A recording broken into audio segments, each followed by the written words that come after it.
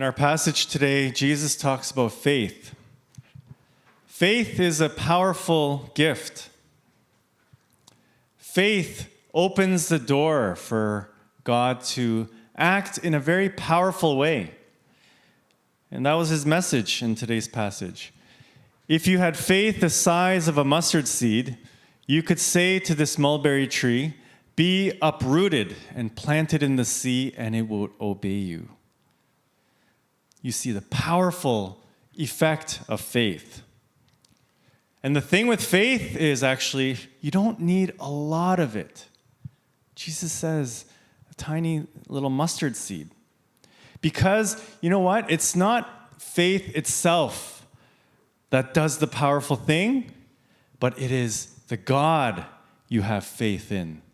So a little bit of faith in God, a little bit of trust that we can put into God, and God will come and do a powerful thing. So it's not about your faith. It's about the God you have faith in. What we need is a little bit of that. And with that little bit of faith, people have been able to overcome all sorts of odds. With that little faith, people have been able to surmount tremendous challenges.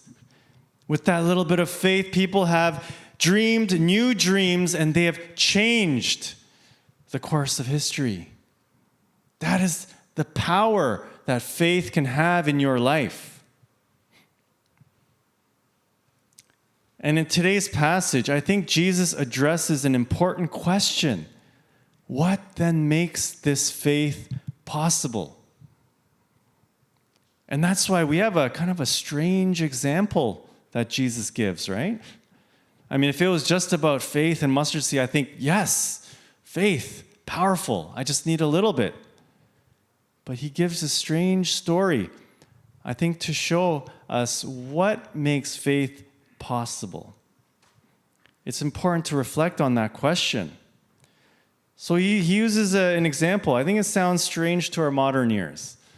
Who among you would say to your slave who has just come in from plowing or tending sheep in the field, "Come here at once and take your place at the table"? Would you not rather say to him, "Prepare supper for me, put on your apron and serve me while I eat and drink? Later you may eat and drink"? Do you thank the slave for doing what was commanded? How do you feel about this? I mean, when I first read it, I feel a little uncomfortable, right?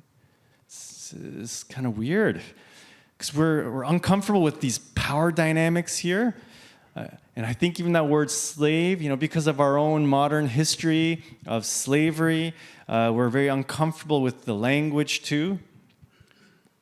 The term, the slave in Greek is doulos, right? It also means servant or someone who's bonded to someone else. So this was very different from kind of the modern slavery where people were captured and forcibly taken to another land. So it's a different meaning. Doulos were servants they were people who were bonded to a master. Some people fell into heavy debt, and so were bonded to that person until they paid it off with their service. Others, they were very poor, didn't have many means, so they entered into a contract to provide services in return for food and provision. Jesus is not saying this is a good system, but to his listeners, they were very familiar with this kind of relationship, with this kind of arrangement. It was normal for their day.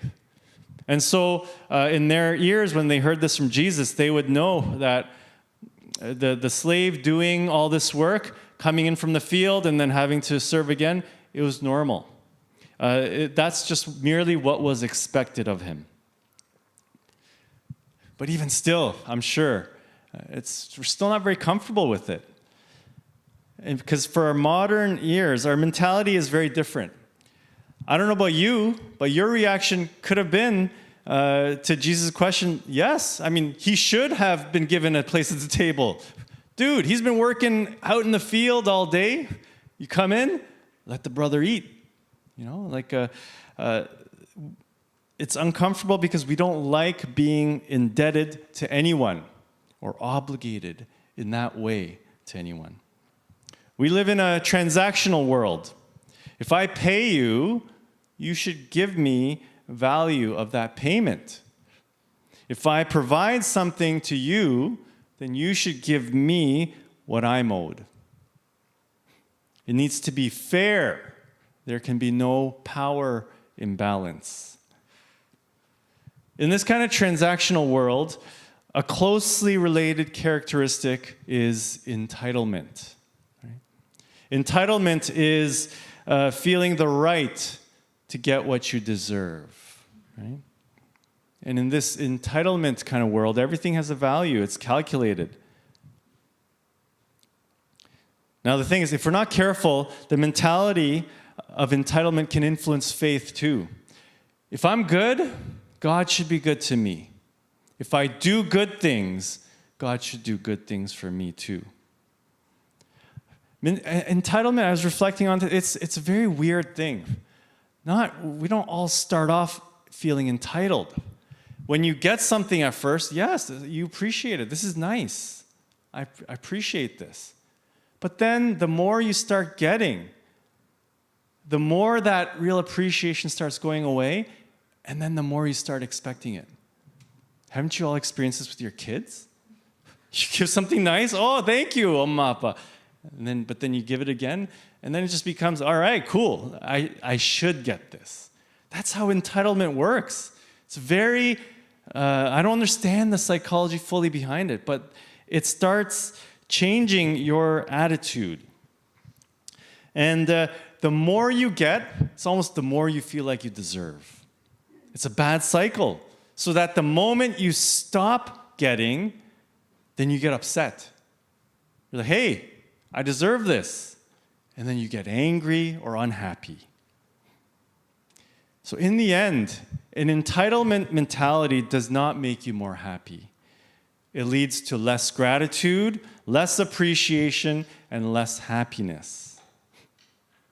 If the slave had an entitlement mentality, he would have thought, hey, I've worked hard outside. When I come in, I should get my supper right away. Right? He could easily forget the very situation that led him into this position in the first place, that he's indebted to the master. Jesus says that we should respond like the slave. So you also, when you have done all that you were ordered to do, say, we are worthless slaves. We have done only what we ought to have done. He's not using the word worthless in a sense of debasing yourself. The original word also means like unprofitable. Basically, I'm saying I'm not so special and indispensable. I only did what I should have done. That's what Jesus is saying. What is behind this response, and what is the underlying attitude to this? It is humility that comes from an indebted heart. I owe so much, so of course I did all that. It was only what I ought to do.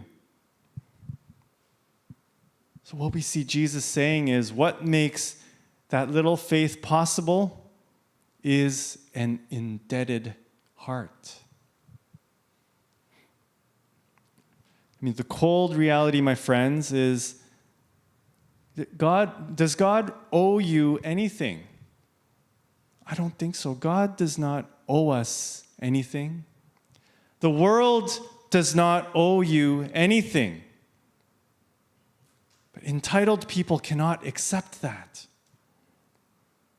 That's the reality.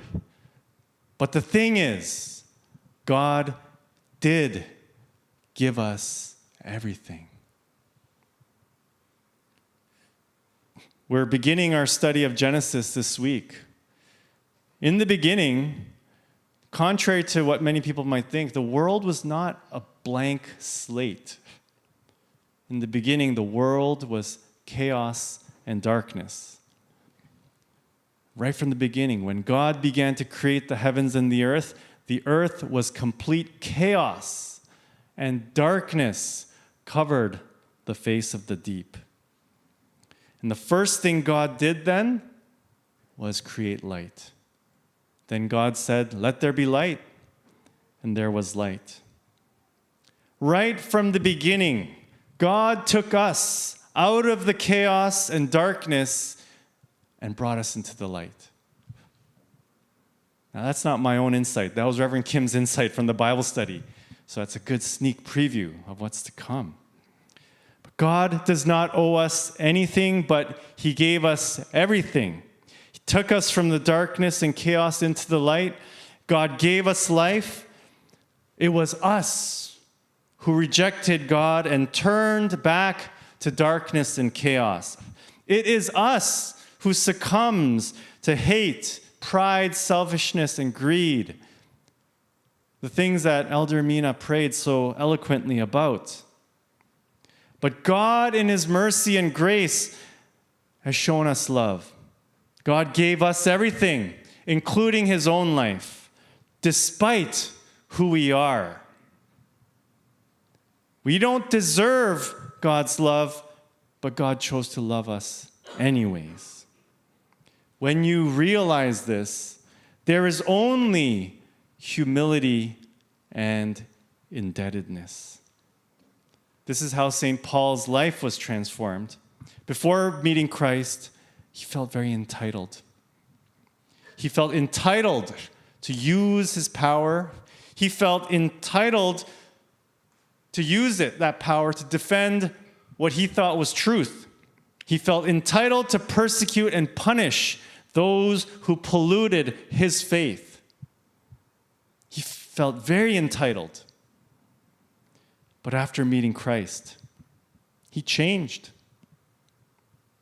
This is his testimony. Last of all, as to one untimely born, he's talking about himself. One untimely born, he, Jesus, appeared also to me. For I am the least of the apostles, unfit to be called an apostle, because I persecuted the church of God. But by the grace of God, I am what I am, and His grace toward me has not been in vain. On the contrary, I worked harder than any of them, though it was not I, but the grace of God that is within me. You can see the indebted heart in this testimony. He was unfit to be called an apostle, yet saved by the grace of God. He owed all that he was to God, and he did work harder than anyone else. So hard day and night. He suffered so much for the gospel, but in his mind, he only did what he ought to do because of the overwhelming grace of God he experienced. I am who I am by the grace of God. That is a beautiful revelation. Paul's indebted heart made faith possible. And through that faith, God did do powerful things through him. Powerful words. We are still reading them and talking about him 2,000 years later. But it's not only him. It's for all of us. And when I look back at my younger self, I wince.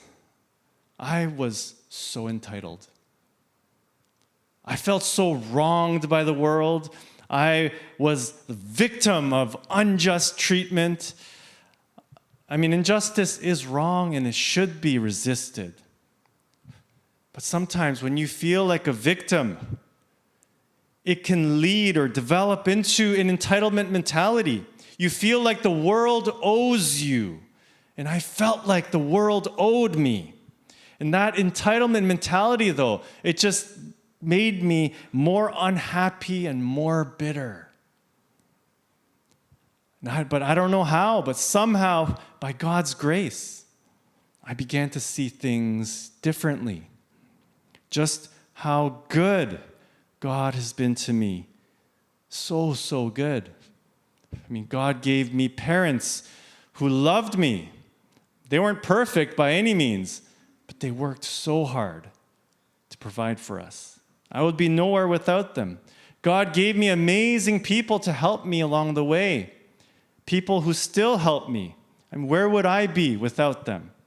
God gave me a church growing up, a place I received so much love and learned to be the person I am. God saved me and rescued me when I was in the depths of my despair and feeling hopeless about the future. He healed my soul and gave me new vision. I mean, even now, as I look back, all the difficult things I experienced, God has used them to give me greater perspective so I can relate more with others.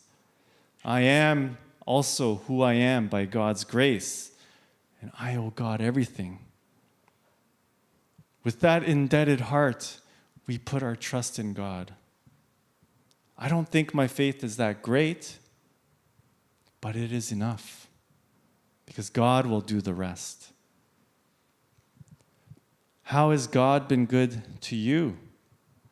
What do you owe God? What makes faith possible is an indebted heart. If you feel wronged, if you feel like you got the short end of the stick, if you feel a victim to forces beyond your control, don't fall into the temptation of developing an entitlement mentality. If there are things you're worried about, things that concern you about the future, put your trust in God. Turn to God, see all that God has done for you, and believe in what God will continue to do for you. With an indebted heart, that little faith will open the door for God to work powerfully in your life. Amen. Let us sing.